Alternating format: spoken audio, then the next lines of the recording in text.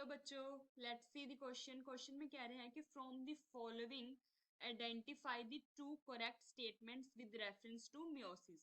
सो first हमें कह रहे हैं bead like structures are absent on the chromosomes. Second दिया है हमें displacement of chiasmata occurs in diakinesis. Third है separation of two basic sets of chromosomes. And fourth हमें कह रहे हैं no division of centromere. Now choose the correct option. A दे रखा है हमें सेकंड एंड थर्ड, बी दिया है सेकंड एंड फोर्थ, सी दिया है third and fourth and D दिया है फर्स्ट एंड थर्ड।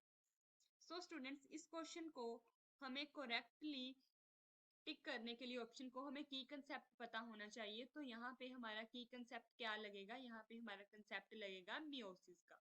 अगर हमें मियोसिस की नॉलेज है तो हम इस क्वेश्चन को बहुत इजीली सॉल्व कर सकते हैं। सो मियोसिस में स्टूडेंट्स होता क्या है? अगर हम फर्स्ट स्टेटमेंट देखें, इन्होंने बोल रहा है bead like structures are absent on chromosomes. तो ये वाली स्टेटमेंट हमारी क्या है? गलत है। क्योंकि वो जो बीड लाइक स्ट्रक्चर्स होते हैं वो क्या होते हैं? प्रेजेंट होते हैं, एब्सेंट नहीं होते कभी भी क्रोमोसोम्स के ऊपर। अगर वो प्रेजेंट है तभी वो क्रोमोसोम है। बाद में नेक्स्ट हमें कह रहे हैं displacement of chiasmata occurs in diakinesis. तो ये वाली स्टेटमेंट हमारी क्या है स्टूडेंट्स? ये ट्रू है। जो डायकाइनेसिस है स्टूडेंट्स वो हमारा प्रोफेज फर्स्ट जो होता है। हमारे म्योसिस टू टाइप के होते हैं, जैसे कि हमें पता ही है meiosis one and meiosis two है। तो उसके अंदर जो प्रो फेज वन है उसका एक फेज होता है जिसे हम कहते हैं डायकाइनेसिस, और उसके अंदर क्या होता है? उसके अंदर डिस्प्लेसमेंट ऑफ chiasmata होती है। सो ये वाली स्टेटमेंट हमारी होगी ट्रू।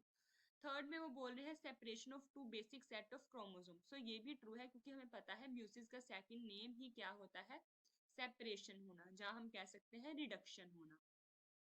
सो ये वाली स्टेटमेंट बिल्कुल ट्रू है। थर्ड में कह रहे हैं नो डिवीजन ऑफ सेंट्रोमेयर। सो ये वाली गलत है क्योंकि सेंट्रोमेयर तो डिवाइड करेगा ही करेगा। कब डिवाइड करता है? वो म्योसिस टू में। सो हमारी कौन कौन सी स्टेटमेंट्स ट्रू होगी स्टूडेंट्स? हमारी सेकंड स्टेटमेंट ट्रू है और हमारी थर्ड स्टेटमेंट ट्रू है। सो सेकंड एंड थर्ड हमें ए ऑप्शन में दिया है, सो हमारा ए ऑप्शन क्या हो गया? करेक्ट आंसर हो गया। Hope you understood it well. All the best.